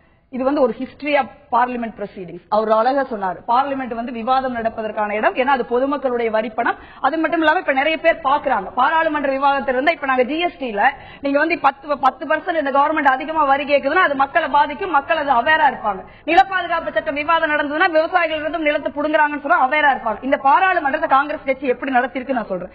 சம்பத் வந்து திமுகவுடைய ஒரே ஒரு எம்எல்ஏ அன்னைக்கு அவர் வந்து ஹிந்திய தமிழ்நாட்டின் மீது திணிக்க கூடாதுங்கிறதுக்காக ஒரு பெரிய விவாதத்தை நேரு நடத்தி ஒரே ஒரு எம்பிக்காக தமிழ் மக்கள் விரும்பும் வரைக்கும் வந்து ஹிந்தி திணிக்கப்படாதுங்கிற ஒரு இதை சொல்றாரு. ராஜீவ் காந்தி இருக்கிறப்ப ப்ரூட்டல் மெஜாரிட்டி 434 சீட் இருக்குது. ஆனா பஞ்சாயத்து ராஜுக்காக அந்த ப்ரூட்டல் மெஜாரிட்டி வந்து துடிக்காம ராஜீவ் காந்தி வந்து கிட்டத்தட்ட 434 மீட்டிங் வந்து பாராளுமன்றத்துக்கு வெளியிலே அந்த ப்ரூட்டல் மெஜாரிட்டி இருந்த போது இந்திரா காந்தியோட மரணம் சம்பந்தப்பட்ட தக்கோர் ரிப்போர்ட் வந்து கேட்ட போது தூக்கி அடிச்சாங்க எதிர்க்கட்சி உறுப்பினர்கள். இன்னைக்கு எப்படி 25 எம்பிக்கள் சஸ்பெண்ட் ஆனாங்களோ அன்னைக்கும் ராஜீவ் காந்தி ஆட்சியில் ரெண்டு இஷ்யூ வேற. விவாதத்துக்காக சொல்றேன், விவாதங்களை வாஜ்பாய் பீரியட் நீங்க விட்டுருங்க, காங்கிரஸோட பீரியட்ல ஃபுல்லா நாங்க டெமோக்ராட்டிக்கலா இருந்தோம்.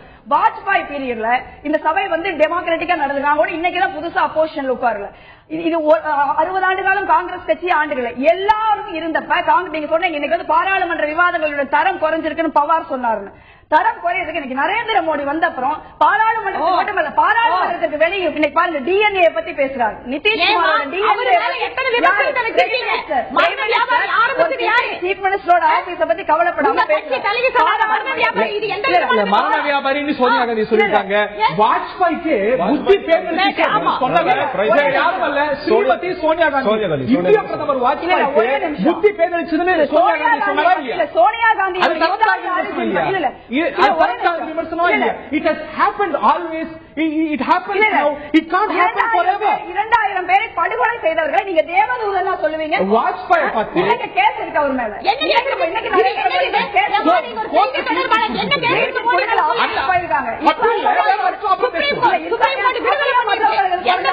ஒரு மரண வியாபாரிய தேவதூதன் எப்படி சொல்லுவீங்க? அதே போல இறுதியான கருத்து வானதி அவர்கள்ட்டையும் ஜெகதீஷ் அவர்கள்ட்டையும் கேட்க விரும்புறேன். நரேந்திர மோடி விவகாரத்துல கோர்ட் சொல்லிருக்கு அப்படிங்கிறீங்கல்ல, போபர்ஸ்லயும் 2000 உங்களுடைய இறுதி காலகட்டத்தில் 2005 நினைக்கிறேன் ராஜீவ் காந்தி கேஸ்ல அக்விட்டல் வந்தது இல்ல, அப்பா எவ்வளவு காசு வாங்கினார்னு கேக்குறீங்க. சுஷ்மா ஸ்வராஜ் கேட்கிறாரு, நீங்க ஒரு ஆளுக்கு உதவி செய்ததை பொறுத்து நீ காசு வாங்கினேன்னு சொன்னா அப்போ உங்களோட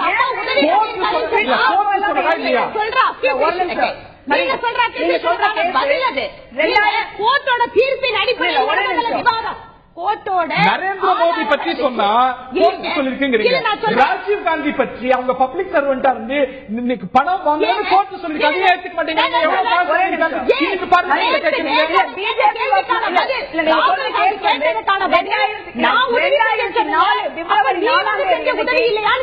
ஒரே நிமிஷம், உங்க அப்பா உதவி பண்ணிருக்காரு அப்ப நீ பணம் வாங்கிட்டு கேட்க கேட்ட கேள்விக்கான பதிலாக தவிர சண்டையில நடக்கக்கூடிய யுக்திகள் ராஜீவ் காந்தி அவர்கள் இத்தனை கோடி உங்க அப்பா வாங்கிட்டு கொடுத்தாருப்பான்னு சொல்லல, நீ என்ன சொல்றியே அப்ப உங்க அப்பா உதவி பண்ணிருந்தா இப்படி வாங்கிட்டு தான் கொடுத்தாங்கன்னு கேக்குறாங்க. உங்க அம்மாட்ட கேளு, உங்க அப்பா இந்த விஷயத்துல எவ்வளவு பணம் வாங்கினாங்க? பொறுமையா உட்கார்ந்து படி. பிப்ரவரி 4, 2004 பிப்ரவரி 4ஆம் தேதி எனக்கு அந்த ஜட்ஜ்மெண்ட் வருது.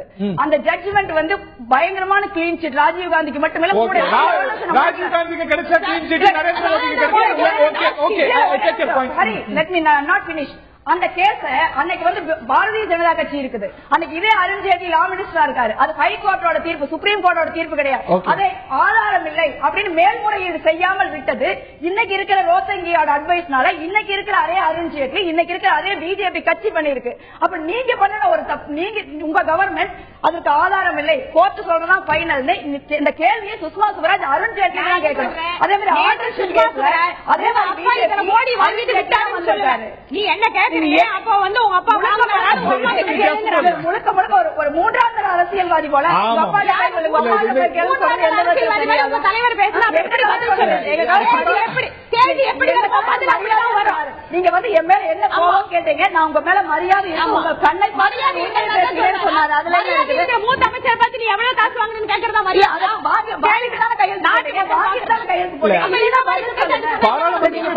கையெழுத்து போலீங்கன்னா பதில் சொல்ல வேண்டியது. பாராளுமன்றம் பார்க்காதவங்க வந்து பிஜேபியும் காங்கிரஸுக்கும் பெரிய வித்தியாசம் கிடையாது. ரெண்டு பேரும் இப்படிதான் பேசிட்டே இருப்பாங்க அப்படிங்கிற மக்கள் புரிஞ்சுக்கலாம் நினைக்கிறேன். நான் வந்து காங்கிரஸ் போல வித்தியாசத்தை நீங்க ஒண்ணு பண்ண ட்ரை பண்ணலாம். காங்கிரஸ் நில பாதுகாப்பு சட்டத்தை கொண்டு வந்து பிஜேபி நில அபகரிப்பு சட்டத்தை கொண்டு வந்து மந்திரிகளை விட்டு நீங்க தான் இதெல்லாம் பார்க்கும்போது, தொடர்ந்து பார்க்கும்போது பாராளுமன்ற ஜனநாயகத்தில் மட்டும் இல்ல, ஜனநாயகத்தின் மீது மக்களுக்கு அவநம்பிக்கை வந்துடும்.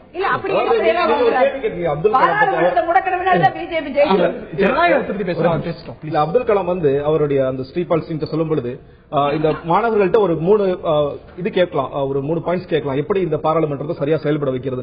அடுத்த நிமிஷம் அவர் யோசிக்கிறார், என்னாலே யோசிக்க முடியல, நான் என்ன தொடர்ந்து பார்த்துட்டு வரேன், நான் வந்து பிரசிடண்டா இருந்ததுக்கு பிறகும் தொடர்ந்து பாராளுமன்றம் எப்படி செயல்படுறது பார்த்துட்டு வரேன், என்னாலே இதுக்கு தீர்வு கண்டுபிடிக்க முடியல, எப்படி இந்த மாணவர்கள் கண்டுபிடிப்பார்கள்? அதுதான் இன்னைக்கு எல்லாருடைய பிரதானமான கேள்வியா இருக்குன்னு நினைக்கிறேன். இன்னைக்கு வந்து இருக்க ரொம்ப மோசமா போயிட்டு இருக்கு. நம்ம ஒரு விளம்பரம் வரும், பார்லிமெண்ட் பிகின்ங்கிற மாதிரி, பிஹேவியர்ஸ் ஆஃப் தி கண்ட்ரீஸ் வாட்சிங் வரும். அதுதான் இன்னைக்கு நடந்துட்டு இருக்கு. இதை விட இது மோசமா போயிடுமோ, அடிதடி சண்டையில போய் முடியுமோங்கிற அளவுக்கு இன்னைக்கு மோசமா நடந்துட்டு இருக்கு. இதை வந்து உணர வேண்டியது பிஜேபி, எந்தெந்த பாராளுமன்றவாதிகள் இருக்காங்களோ எல்லாருமே உணர வேண்டியது. பிஜேபியோ காங்கிரஸோ அதை தாண்டி இருக்கும் ஒவ்வொரு பாராளுமன்றவாதியும் இதை யோசித்து மக்கள் பார்த்துக் கொண்டிருக்கிறார்கள், இதை உணர வேண்டும்ங்கிறதா என்னுடைய கருத்து. நாமெல்லாம் நீங்கள் சொல்வது போல போற்றக்கூடிய டாக்டர் அப்துல் கலாம் தன்னுடைய இறுதி நாள்ல ஒரு மிகப்பெரிய கவலைக்குரிய ஒரு விஷயமாக, மாணவர்கள்ட்ட அணுக வேண்டிய விஷயமாக, பேச வேண்டிய ஒரு விஷயமாக இதைத்தான் கருதினார். எங்கிட்டே தீர்வில்லை, மாணவர்கள் என்ன செய்வாங்க அப்படிங்கறதுதான் அவருடைய வருத்தத்துக்குரிய ஒரு பதிவாக இருந்தது. இதற்கான தீர்வு நிச்சயமாக பாராளுமன்ற உறுப்பினர்கள்ட்ட தான் இருக்கிறது. அவர்கள் மாறாமல் எதுவும் மாறாது. இது நிச்சயமாக ஒரு ஜனநாயகத்துடைய கோவில் இருக்க வேண்டிய முறை அல்ல, நடக்க வேண்டிய ஒரு முறை அல்ல. ஒரு 3ஆம் தர விவாதம் நடக்கிறது அப்படிங்கிற ஒரு விமர்சனம் வருகிறது. அதற்கான ஒரு அவசியமும் அந்த குற்றச்சாட்டுக்கான எந்த முகாந்திரமும் இல்லாம ஜனநாயகத்துடைய கோவில் பாதுகாக்கப்பட வேண்டியது ஒரு இன்றியமையாத ஒரு விஷயமா இருக்கிறது. இது மக்களுக்கு பாராளுமன்ற ஜனநாயகத்தின் மீது அவநம்பிக்கை ஏற்படுத்தும் வகையில இந்த ஒரு நிலைமை போயிடக்கூடாது அப்படிங்கறதான் பலருடைய அச்சமாக இருக்கிறது. நிகழ்ச்சியில் பங்கு பெற்ற ஜோதிமணி அவர்களுக்கும், வானதி ஸ்ரீனிவாசன் அவர்களுக்கும், திரு ஜெகதீஸ்வரன் அவர்களுக்கும், திரு சுதர்ஷன் பத்மநாபன் அவர்களுக்கும், பார்த்த நேயர்களுக்கும் நன்றி.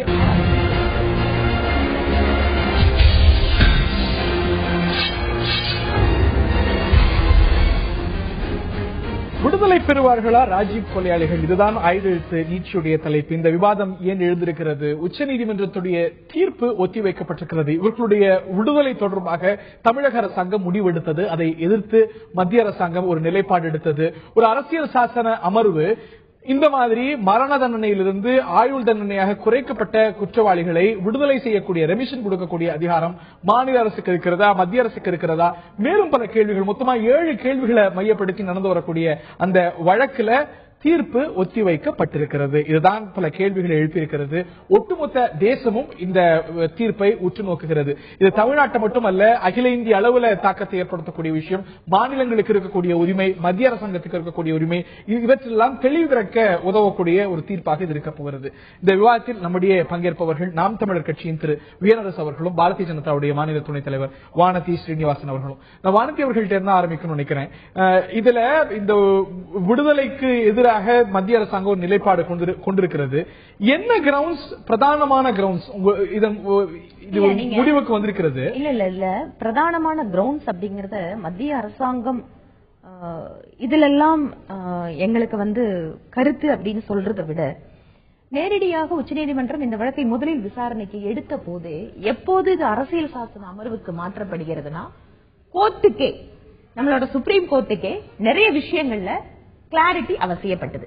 அதனாலதான் 7 இஷ்யூஸ், கேள்விகள் இஷ்யூஸ், இதெல்லாம் ஒவ்வொன்றாக நாம் தீர்வு காணப்பட வேண்டிய விஷயங்கள் அப்படின்னு சொல்லிட்டு. ஏனென்றால் ஆயுள் தண்டனை என்றால் என்ன, மாநில அரசாங்கத்தோட அஃபென்ஸ் கீழே அவங்க டீல் பண்றது மட்டும்தான் அவங்களோட மெர்சிக்கு வருமா, இந்த மாதிரி பல்வேறு விஷயங்கள்.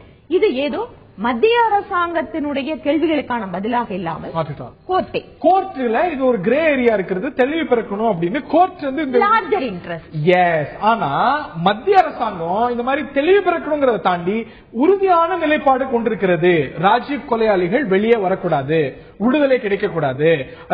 அதே போல தமிழக அரசாங்கம் அவர்களுடைய விடுதலை தொடர்பாக எடுத்த முடிவு தவறு, மாநில அரசாங்கத்திற்கு உரிமை இல்லை அப்படிங்கறது எல்லாமே இதற்கு முன்னதாக இந்த அரசாங்கமும் அதை ஏற்றுக்கொண்டு நீங்க அந்த வழக்குல இது ஆர்கியூ பண்ற ஸ்டேஜ் முடிஞ்சு இன்று தீர்ப்பு ஒத்திவைக்கப்பட்டக்கூடிய சூழ்நிலையில் உங்களுடைய வாழ்த்தோட்டி தான் கேட்கிறேன். இன்னைக்கு இவங்களுக்கு ஏற்கனவே ஒரு கருணை காட்டப்பட்டது, இன்னொரு கருணையை தமிழக அரசாங்கம் காட்ட வேண்டுமா அப்படிங்கிற ஒரு கேள்வி எழுப்பியிருக்கிறீங்க. தமிழக அரசாங்கமே சோமோட்டவா தானா காட்டிதோ? இல்ல, அது காரணம் என்னன்னு கேட்டா, மாநில சட்டசபையில் விரைவாக இவர்களை விடுதலை செய்வதற்காக எடுக்கப்பட்ட முயற்சிகள் என்பது மாநில அரசாங்கம் மத்திய அரசாங்கத்தினுடைய உரிமைகளோடு கிளாஷ் ஆகுது அப்படிங்கிற ஒரு எண்ணத்தை மட்டும் இல்ல, உண்மையும் கூட. யாருக்கு இருக்கிறது அப்படிங்கறத ஆர்கியூ பண்ணது அரசாங்கம். அதை தாண்டி இவங்களுக்கு விடுதலை கிடைக்க கூடாது, இவங்களுக்கு கருணை காட்டப்பட்டிருக்கிறது. இந்த மாநில அளவுல உங்க கட்சி எடுக்கக்கூடிய நிலைப்பாட்டுக்கு நேர் எதிரானது மத்திய அரசாங்கம் எடுக்கக்கூடிய நிலைப்பாடு. உங்க பொசிஷன் மாறி இருக்கு. பொசிஷன் மாறதுக்காக இல்ல, இந்த வழக்கில் இருந்து ஆரிஜினேட் ஆகிறது இந்த கேஸ். அதாவது வேற ஏதோ வழக்குல மிக கடுமையான நாம கோயம்புத்தூர்ல பார்த்தோம், பள்ளி படிக்கக்கூடிய ஒரு மாணவி தன்னோட கார் டிரைவர் எடுத்துட்டு போய் அந்த குழந்தை என்ன மாதிரி எல்லாம் பாலியல் ரீதியாக சித்திரவதை பண்ணி கொலை பண்ணா அப்படின்னு கேட்டப்போ, ஒட்டுமொத்தமாக தமிழக மக்கள் இந்த மாதிரி குற்றங்களுக்கு மிக கடுமையான தண்டனை, இந்த மாதிரி ஒரு மனப்போக்கும் இருக்கு. மிக மிக கடுமையான தண்டனைகள் வழங்கப்படுவதன் மூலமாக குற்றங்களை தடுக்க முடியும் அப்படிங்கறதும் நம்மளோட சொல்றேன். உச்சநீதிமன்றம் அதாவது இந்த வழக்கிலிருந்து ஆரிஜினேட் ஆகிற கேஸ் அப்படிங்கும் போது உச்சநீதிமன்றத்திலே மத்திய அரசாங்கம் ஏற்கனவே முன்னாலே இருந்த யூபி அரசாங்கம் தாக்கல் செய்யப்பட்ட மனுவை அப்படியே இந்த அரசாங்கம் ஏற்றுக்கொண்டு விவாதம் நடத்தி முடிச்சாச்சு. அவங்க வைக்காத சில வாதங்களையும் நீங்க வச்சிருக்கீங்க, அதுதான் நான் கேட்கிறேன். அவங்களுக்கு ஏற்கனவே கொடுக்கப்பட்ட கருணைய மாநில அளவுல கட்சியா வரவேற்கிறீங்க. தமிழ்நாடு சர்க்கார் நிறைவேற்றிருக்கக்கூடிய தீர்மானத்தை அரசா போன சர்க்கார் வைக்காத வாதங்களோட சேர்ந்து அவங்களுக்கு கருணை ஏற்கனவே கொடுக்கப்பட்டிருக்கு. எதற்காக மெரிட்டுக்கு போறீங்க? இல்ல இல்ல, தமிழ்நாடு யூனிட்டோட இந்த தீர்ப்பை பொறுத்த வரைக்கும் நீதிமன்றத்தினுடைய தீர்ப்பு எதுவாக இருந்தாலும் நாங்கள் வரவேற்கிறோம் அப்படின்னு தான் இருந்தே தவிர, நாங்க அதை தாண்டி நீங்க சொல்ற மாதிரி அந்த தமிழக சர்க்கார் இவங்களை விடுதலை செய்யறதுக்காக முடிவெடுத்து தீர்மானம் போடும்போது அந்த அவங்களுடைய விடுதலையை வரவேற்றது அன்றைய பாஜக தலைமை, மாநில தலைமை. கமிங் டு நெக்ஸ்ட், நான் திரு வியனரசு அவர்கள்ட்ட கேட்க விரும்புறேன். அரசாங்கம் தரப்புல இதுல வைத்திருக்கக்கூடிய பிரதானமான வாதங்கள், ஒரு குற்றம் 2 தண்டனை இருக்கக்கூடாதுன்னு எப்படி வாதம் வைக்கப்பட்டதோ, ஒரு குற்றம் 2 கருணைகள் இருக்க முடியாது. ஏற்கனவே அவங்களுக்கு கருணை வழங்கப்பட்டு விட்டது. இந்த நாட்டுடைய முன்னாள் பிரதமரை கொலை செய்தவர்கள் அளவுல மரண தண்டனை வழங்கப்பட்டது. குடியரசுத் தலைவர் காலதாமதம் செஞ்சார், அதனால மரண தண்டனை குறைக்கப்பட்டது. அந்த கருணை காட்டப்பட்டு விட்டது. இன்னொரு கருணையா விடுதலைங்கிற பேர்ல இதோட தன்மையை பாருங்க, மிக கடுமையான குற்றம் அப்படிங்கிற ஒரு நிலைப்பாடு எடுக்குது. ஒரு குற்றம் 2 கருணையா. அதாவது 1981 மறுராம் வழக்கு என்று உச்சநீதிமன்றத்தில் 5 நீதியரசர்களுடைய அமர்வு தெளிவாக ஒரு தீர்ப்பு சொல்லியிருக்கிறாங்க. தண்டனை என்பது எப்படிப்பட்ட குற்றமாக இருந்தாலும் ஆயுள் முழுவதும் தண்டனை என்பது இருக்கக்கூடாது. அவர்கள் திருந்தி வாழ்வதற்கு வாய்ப்பளிக்க வேண்டும் சமுதாயத்தில் என்று 81 ஒரு அருமையான தீர்ப்பு இருக்கிறது, நம்முடைய உச்சநீதிமன்ற தீர்ப்பு. இதே உச்சநீதிமன்றம் சில ஆண்டுகளுக்கு முன்பாக ஏன் அரசாங்கம் பரிசீலிக்க கூடாது, ஆயுள் என்றால் ஆயுள் வரை அப்படின்னு இதே உச்சநீதிமன்றம் கேள்வி எழுப்பியிருக்கிறது. இருக்கலாமே அப்படிங்கிற 81 கேஸ் நீங்க சஜஸ்ட் பண்றீங்க. 2010 நினைக்கிறேன் இதே கேள்வி உச்சநீதிமன்றம் வச்சிருக்கு. இந்த மாதிரி நிறைய அப்சர்வேஷன் இருக்கும். அரசாங்கம் வைக்கக்கூடிய வாதம் அப்படிங்கிறது ஏற்கனவே ஒரு தண்டனை ஒரு கருணை காட்டப்பட்டிருக்கு, இந்த குற்றத்துடைய தன்மை அதீதம். அப்படி இருக்கும் பொழுது இன்னொரு கருணையா வெளியிடுவது அப்படிங்கிறது சரியா இருக்குமா? பொதுவாக இது மனிதநேயத்துக்கு புறம்பான தண்டனையாக மாறக்கூடாது அல்லவா? தேசத்தந்தை காந்தியடிகளே எப்படிப்பட்ட குற்றவாளியாக இருந்தாலும் அவன் திருந்தி வாழ்வதற்கு அனுமதிக்க வேண்டும், குறைந்தபட்ச தண்டனை 7 ஆண்டுகள் போதும் என்று சொல்லியிருக்கிறார். இப்ப கடந்த சிஆர்பிசி அப்படி சொல்லல, ஐபிசி அப்படி சொல்லல. சட்டங்கள் ஒவ்வொரு வழக்கிலையும் மாறுபடும். இப்ப உச்சநீதிமன்றம் சொன்ன தீர்ப்பு 1981 சொன்ன தீர்ப்பே அஜ்மல் கசா போன்று இந்த நாட்டு மீது படையெடுத்து குருவி போல இந்த நாட்டு மக்களை சுட்டவனும் கூட 7 வருஷத்துக்கு போயிருக்கணுமோ? அப்படி பார்க்க வேண்டியதில்லை. இப்ப நம்முடைய பேரறிவாளன் அவருடைய வாக்கு மூலமே இதுல நான் முறையாக பதிவு செய்யவில்லை என்று விசாரணை அதிகாரியை ஒப்புக்கொள்கிறார். சரியாக பதிவு செய்யவில்லை. நீங்கள் பேசும்போது நான் குறிக்கிடவில்லை. எனவே அருள் கொண்டு உங்களுக்கு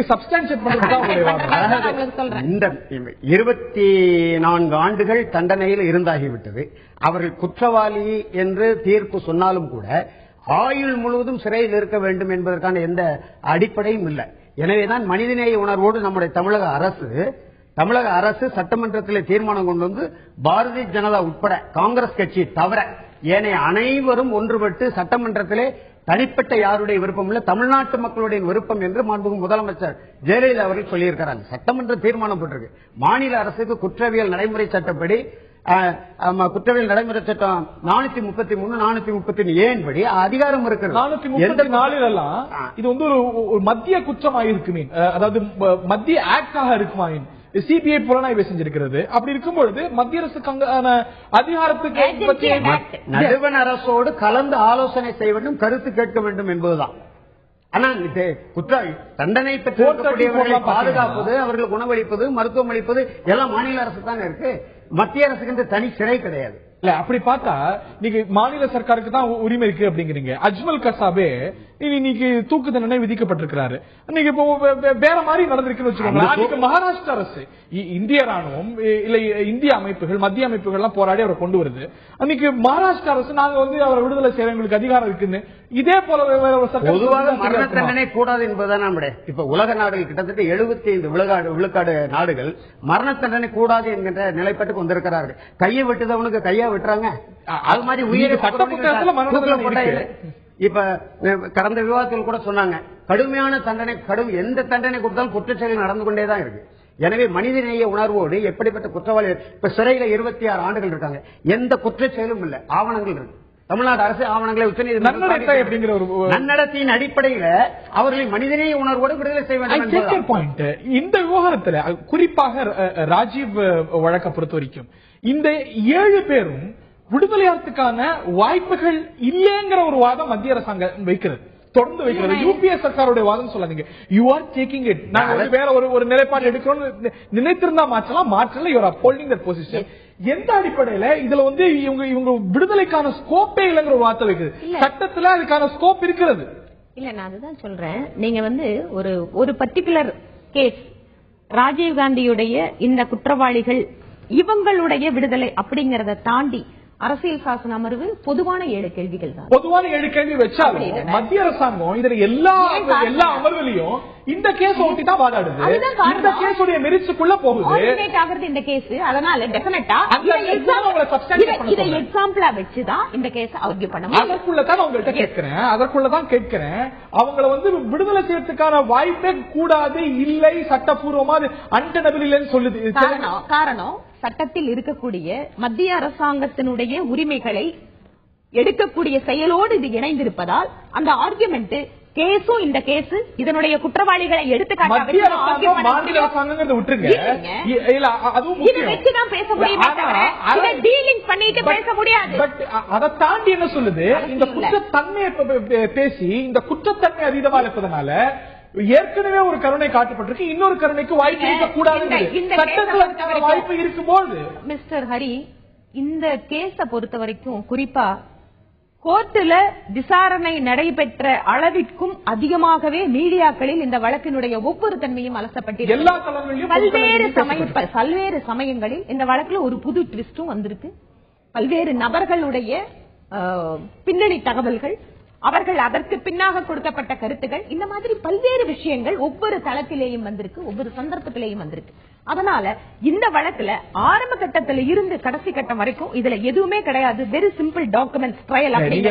சொல்றீங்களே தவிர you are not owning your own position. நீங்க மத்திய அரசாங்கம் கோர்ட் எடுக்கக்கூடிய நிலைப்பாட்டை ஜஸ்டிஃபை பண்ணாம நீங்க பொதுவா பேசிட்டு இருக்கீங்க. உங்களுடைய நிலைப்பாடு நீங்க நான் என்ன சொல்றேன், உச்சநீதிமன்றத்துல என்ன ஆர்குமெண்ட் சுப்ரீம் கோர்ட் வைக்கணுமோ இந்த லைன் கான்ஸ்டிடியூஷனோட ரைட்ஸ் பொறுத்த வரைக்கும் சென்ட்ரல் கவர்மெண்ட் என்ன ஆர்குமெண்ட் வைக்கணுமோ அதை வச்சிருக்காங்க. அடிப்படையாக இருக்கிறது இந்த கேஸ். அதனால இந்த கேஸ்ல இருந்தா எக்ஸாம்பிள் எடுத்து வைக்க முடியும். இந்த கேஸ்லயே தான் கேட்கிறேன். இந்த கேஸ்ல அவங்க வெளிவரக்கூடாது, சட்டத்துல அதுக்கான வாய்ப்பு, எங்களோட குற்றம் மோசமானது, அதீதமானது அப்படிங்கிறீங்க. இவங்க வெளியிடுங்கன்னு மாநில அரசாங்கம் முதல்ல முடிவெடுக்கிறதுக்கு முன்பாக ஜஸ்டிஸ் சதாசிவம் அவருடைய மரண தண்டனையை குறைக்க ஜஸ்டிஸ் சதாசிவம் ஸ்டேட் கவர்மெண்ட் வாய்ப்பை பாருங்க, வாய்ப்பு இருக்காங்க சொல்லுது. ஆனா அதுக்கான முகாம் இல்ல, அவசியம் இல்லைன்னு வாதம் வைக்க அதுக்கான வாய்ப்புகளை மாநில அரசாங்கம் இங்கு இல்லாமல் ஆக்கிவிடும் போது நிச்சயமாக மத்திய அரசாங்கத்தோட லா டிபார்ட்மெண்ட் நிச்சயமா இப்படிதான் ஆர்கியூ பண்ணி முடியும். ஏனென்று கேட்டால் இது ஏதோ இந்த ஒரு கேஸ் அல்ல, ஒட்டுமொத்தமாக இந்த நாட்டில் இருக்கிற எல்லா கேஸுக்கும் ஒரு கேள்விக்கான பதில கண்டுபிடிக்கும் போது நம்ம அதுக்கான ஆர்குமெண்ட் வைக்கும் போது இப்படிதான் பண்ண முடியும். இவங்க வெளிவரத்துக்கே முகாந்திரம் இல்ல அப்படின்னு சட்டத்திலே வாய்ப்பு இல்லைன்னு சொல்லும் போது உச்ச நீதிமன்றமே இவங்க இவங்களுடைய குறைக்கப்பட்ட மரண தண்டனையிலிருந்து குறைக்கப்பட்ட ஆயுள் தண்டனை விடுதலைக்கான வாய்ப்பை பற்றி அணுகுங்கன்னு சொல்லுவது உச்ச நீதிமன்றம். வாய்ப்பு இருக்கான்னு பாருங்க உச்ச நீதிமன்றம் சொன்னா உச்ச நீதிமன்றத்தினுடைய ஒரு தீர்ப்பு அது எங்களுக்குள்ளாக ஒற்றுமை இல்ல இதை தாண்டி இது மற்ற விஷயங்களை பாதிக்கும் போது அரசியல் சாசன அமர்வாக மாறுகிறது. அதனால சுப்ரீம் கோர்ட் ஒரு காலத்துல சொன்ன தீர்ப்பு இன்று பல்வேறு கட்டங்களை பாத்தீங்கன்னா பொதுவா சொல்றேன். நீங்க பொதுவான கேஸ் ஐயா நீங்க சொல்றேன், நான் சொல்றேன், முடிச்சிடறேன். பொதுவான வழக்கினுடைய சாராம்ச கேள்விகள் வரும்போது பொதுவாக அதுக்கான பதில சொல்ல முடியும். இறுதிவாதம் ஐயா, இப்ப ஏற்கனவே 2 முறை கருணை கொடுக்க முடியாது என்கின்ற ஒரு கருத்து வைக்கிறார் இல்லையா? ராபர்ட் பயஸ் போன்றவர்கள் கருணையே பெறலை, அவங்களை விடுதலை செய்ய முடியாது. 3 பேர் உள்ள இருக்காங்க இல்லையா? இதே வழக்குல உள்ளவங்க அவங்களை எந்த அளவுகோல் வச்சு பாக்குறாங்க? ஏற்கனவே சதாசிவம் ஐயா கடந்த ஆண்டு ஏப்ரல் மாதம் வழக்கை முடித்து தீர்ப்பு சொல்ல காத்திருந்தாரு. நான் ஏப்ரல் மாதம் 20க்குள் தீர்ப்பு சொல்லும் என்று சொன்னார். நம்முடைய திமுக தலைவர் ஐயா கலைஞர் அவர்கள் தான் இது பாரதூரமான விளைவுகளை, அரசியல் விளைவுகளை ஏற்படுத்தும் என்று ஒரு அறிக்கையை போட்டு அந்த தீர்ப்பை முடக்கினார். அதனால இப்படி வந்ததுன்னு தீர்ப்பு சொல்ல இருந்தார் உச்சநீதிமன்ற தலைமை நீதிபதி. இப்ப இவர்கள்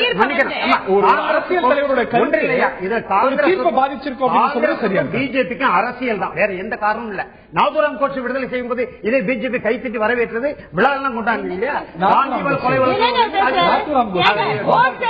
கோபால் கோட்சேவா தம்பி குற்றவாளி ஆதாரத்தோட பேசுங்க ஐயா. அந்த மாதிரி ஒரு காரணம் அவங்களை வரவேற்கலாம். இப்ப ராஜீவ்காந்தி வழக்கு வேற ஒரு அரசியல் கட்சியாக ஜனசங்கம் எப்ப வந்தது, பாஜக எப்ப வந்ததெல்லாம் தெரிஞ்சுட்டு அப்புறம் சொல்லுங்க.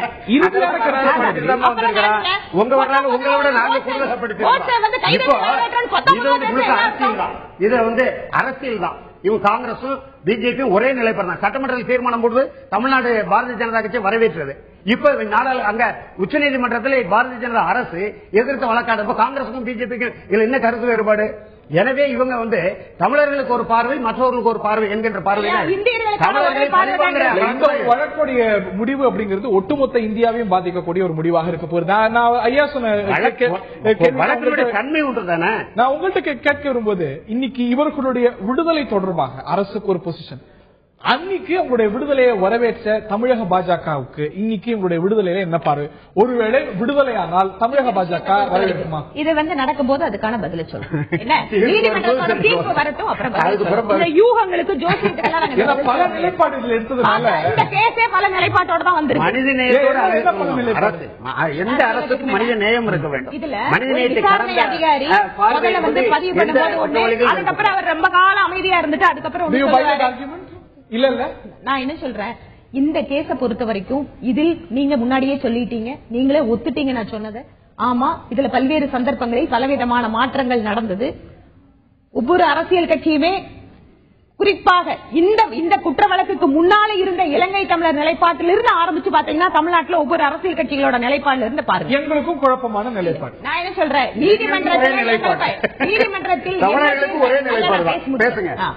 நீதிமன்றத்தில் ஒரு மிகப்பெரிய அரசியல் சாசன அமர்வுக்கு முன்னால் எழுப்பப்பட்ட கேள்விகளுக்கு மத்திய அரசாங்கம் அரசியலமைப்பு சட்டத்தின்படி எப்படியெல்லாம் ஒரு கான்ஸ்டிடியூஷனல் பேசிஸ்ல 2 ஸ்டேட்டோட பவர்ல இருந்து ஆரம்பிச்சு ஆயுள் தண்டனை வரைக்கும் பல்வேறு விதமான விஷயங்களுக்கு ஆர்குமெண்ட் வச்சிருக்காங்க. தீர்ப்பு வரும்போது நாங்க கருத்து வச்சிருக்கீங்க. அந்த வச்சிருக்கக்கூடிய வாதங்கள்ல எடுத்திருக்கக்கூடிய பொசிஷன்ல வரக்கூடிய கேள்விகள் தான், விவாதங்கள் தான் இவை. இறுதியான கருத்து உங்களுக்கு நம்பிக்கை இருக்கிறதா உங்களோட விடுதலை சாத்தியமாகும் அப்படின்னு? தமிழக அரசு இதில் வலிமையாக நின்று சட்டமன்றத்தில் தீர்மானம் போட்டதோடு நின்று விடாமல் அரசு இந்த பிள்ளைகளை விடுதலை செய்ய வேண்டும் என்பதில் உறுதியான நிலைப்பாடு எடுத்து வலிமையாக நின்று உச்சநீதிமன்றத்தில் போராடி இருக்கிறார்கள். எனவே உறுதியாக நம்புகிறோம், எங்கள் பிள்ளைகள் விடுதலையாகி சக மனிதர்கள் போல இந்த விடுதலை காற்றை சுவாசித்து இந்த மக்களோடு மீண்டும் வலம் வருவார்கள். அதில் உறுதியான நம்பிக்கை எங்களுக்கு இருக்கிறது. எங்களுக்கு இதில் ஒரே நிலைப்பாடுதான். ஒட்டுமொத்த தேசமும் எதிர்பார்க்கக்கூடிய தீர்ப்பு, ராஜீவ் கொலையாளிகள் 7 பேருடைய விடுதலை சாத்தியமாகுமா? தமிழக அரசாங்கத்துக்கு அல்ல மாநில அரசாங்கங்களுக்கு இவர்கள் சார்ந்த விடுதலையில உரிமை இருக்கிறதா? மத்திய அரசாங்கத்துக்கு தான் இருக்கிறதா அப்படிங்கிற கேள்வி இந்த வழக்கு சார்ந்து மட்டுமல்ல, ஒட்டுமொத்தமாக 7 சகோதரி வானதி சொன்னது போல 7 பிரதான விஷயங்களை மையப்படுத்தி இந்த ஒரு வழக்கானது ஒரு கான்ஸ்டிடியூஷன் பெஞ்சால், ஒரு அரசியல் சாசன அமர்வால் நடத்தப்பட்டு முடிந்து ஜட்ஜ்மெண்ட் ரிசர்வ் செய்யப்பட்டிருக்கிறது. ஒட்டுமொத்த தேசமும் எதிர்பார்க்கக்கூடிய, அனைத்து மாநிலங்களும் மாநில அரசாங்கங்களும் எதிர்நோக்கக்கூடிய தீர்ப்பாக இது இருக்கிறது. அந்த விடை கிடைக்கும் பொழுது ராஜீவ் கொலையாளிகளும் விடுதலை ஆவார்களா அப்படிங்கிற விடை கிடைக்கும். நிகழ்ச்சியில் பங்கு பெற்ற விருந்தினர்கள் இருவருக்கும், சகோதரி வானதி சீனிவாசன் அவர்களுக்கும் திரு வியானரசு அவர்களுக்கும், பார்த்த நேயர்களுக்கும் வணக்கம்.